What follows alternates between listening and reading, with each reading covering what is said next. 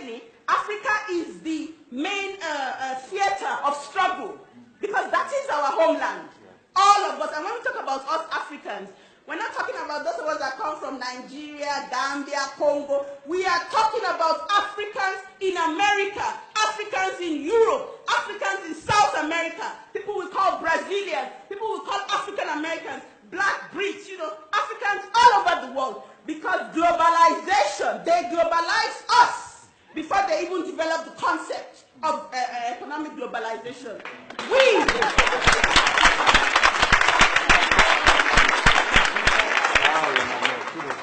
as Africans, we are a global people, and we need to understand that clearly, that we are a global people, and so we must use all of our resources, whether they are human, financial, material, spiritual, mental, cultural, political, economic, all of our resources must be mobilized in the course of the African Revolution. So we need to be very clear about that.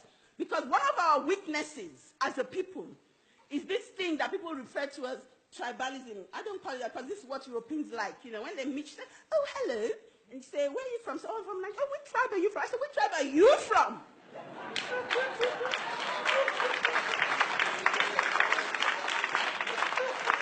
So they say, oh, I'm not from any tribe. We don't have tribes. I say, really? So you don't have a tribe, but I have one. Because you gave me one. And if we look at our nationalities, our nations, whether they're just the Yoruba, they are much more in population and geography, than a lot of the European countries we have today. But you hear Africans raising up the tribe, and from this tribe, and from that tribe. What nonsense. Who cares where you're from? Nobody. When imperialism comes to attack you, it's not because of where you come from, it's because of the resources in your land.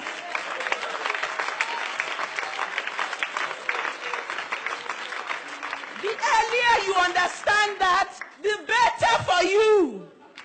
So in Nigeria, for example, there's an agitation now. We must split up. If we split up, our bourgeoisie, our elites will also split with us and continue to oppress us in our smaller nations. The other weapon that imperialism uses, which is a challenge for a Pan-African renaissance, there is religion. Some of us, with all our radical rhetorics, it's shocking. We are still deeply Christian, deeply Muslim, deeply this, deeply everything but African. You see, the clapping has gone down because there's a lot of intention in the room. And we can't understand as long as you continue to see and to understand God and the Creator through the lenses of another race, you will never know freedom in your life. Never. Religion is a cultural understanding of the spiritual. That's why Indians are Buddhists and these Jews are that and this and that. It's just an expression, an attempt to understand, the supernatural. So when we as Africans continue the denigration, you hear Africans say, oh, that's fetish. Like some people, when they see the cowries, oh, that's fetish. Do you know what it is? This is where the problem is here, in the head. In the head. And if we don't fix that problem in the head and in the mind, we ain't going nowhere. You see, the Chinese are coming to Africa, right? Or they're already there. They're going to bring their own God, Confucius, whatever it is they practice. And you see Africans there, worshipping. There must be a cultural revolution also.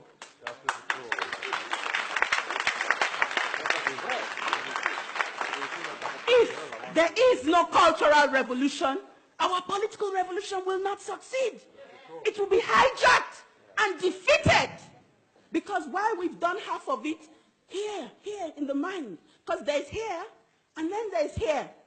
That's why there's so many of us in church. If you go to Africa, my God, when some of the big churches have their congregation, 10,000 people at one service.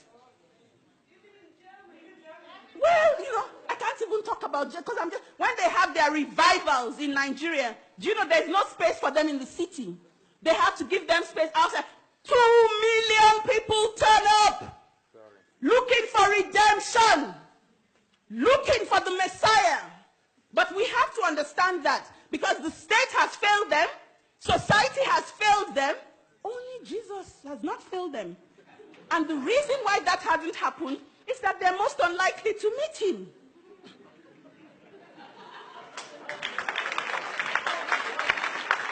The same thing.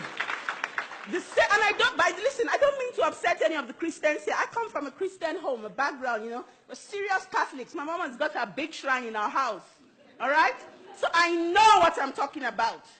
But in coming into revolutionary consciousness, you begin to ask yourself questions. You begin to free your mind. If we want to get free. Because there's some of us who don't want to get free. I must tell you that. There are lots of them. No, they want to be a bit more comfortable. They want to have access to the same privileges that white people have. Not understanding that Europeans had to steal our resources and murder our people before accessing those privileges. So, for those Africans who want the same privileges, I always advise them to go and look for a brand new race of people that they can exploit.